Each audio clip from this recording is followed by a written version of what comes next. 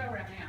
And I just want to let y'all know that I am so thrilled to be introducing my friend, our honoree this year, a friend of forensics, a competitor herself when she was in middle school and in grade school, a graduate of Rhodes College, a cum laude graduate of Washington College of Law at Kentucky University, and now a public servant for us all. She recognizes the importance of speech and debate within our community and among our educators, our students. Her support of our schools, our students, and this activity has been well documented. And I know that we're going to be able to count on her for helping us and continuing the fight to keep the arts in the school.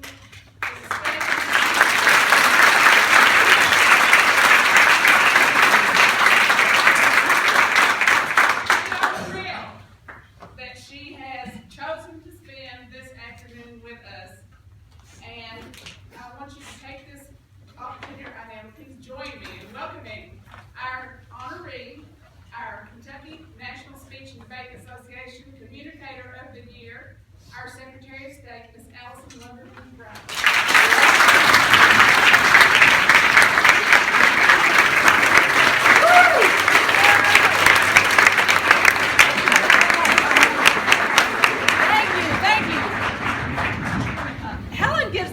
Hugs. I don't know if you've not had a chance. Thank you, Helen. Helen is one of the civic educators about 2 years ago that we were proud to honor at Rupp Arena in the middle of the Kentucky High School Athletic Association tournament.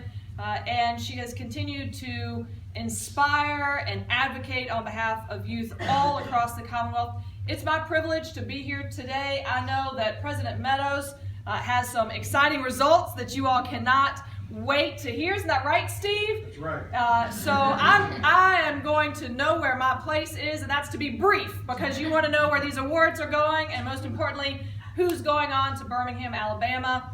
I do want to give a shout out, though. I'm here today because of a speech coach that I met down in Murray, Kentucky, who was relentless in making sure that I could be here today to honor who are our future leaders. I think I'm looking out at hopefully a future Secretary of State, future governors, future judges, future representatives and senators in Congress. And I want to thank Michael Robinson, our Murray Racers. Y'all are outstanding advocates. Thank you guys for reaching out and making sure that the schedule was cleared to be here. This is something that is very, very close to my heart. As you heard Helen say, as when I grew up, it was a 7th grade teacher, Miss Kindred, who I wanted to be just like. So much so, I went into my mom's closet and got boots that looked just like hers.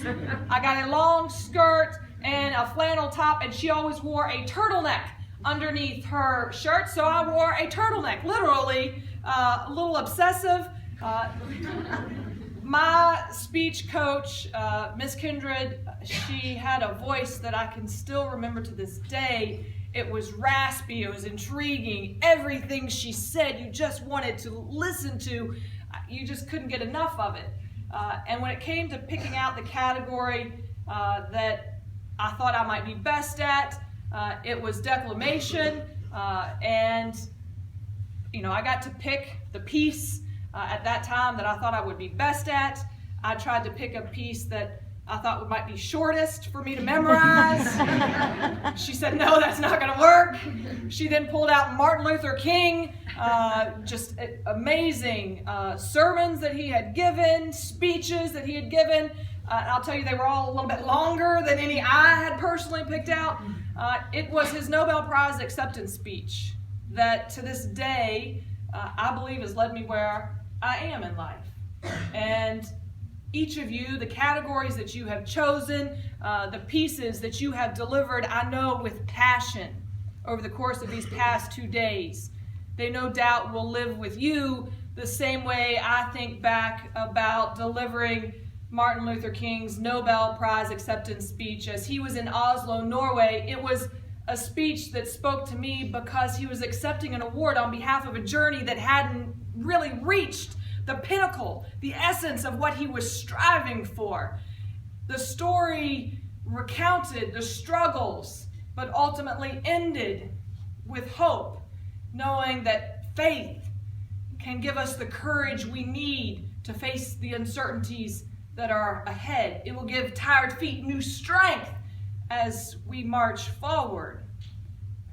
The job that I have today is a lot like the work, I think, that is embodied in that speech as Secretary of State, fighting for equal access to justice, for civil justice, for social justice. The March on Washington wasn't just for voting rights, it was for jobs and prosperity. A big part of that speech, and a line that I love to deliver, was when he said, "I have the audacity to believe that peoples everywhere can have 3 meals a day for their bodies, education and culture for their minds, and dignity, equality, and freedom for their spirits." Last night, I had the pleasure to honor an organization that was celebrating 90 years of having women be involved, and I actually hearkened back to that Nobel Prize acceptance speech. As I said, what other-centered men, what self-centered men have torn down, other-centered men, and I added women, will build up.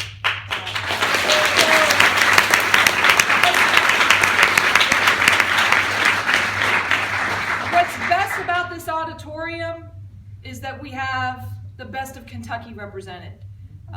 And I'm honored to be here today to honor you. I thank you so much for the award of being I'm still striving to be a great communicator.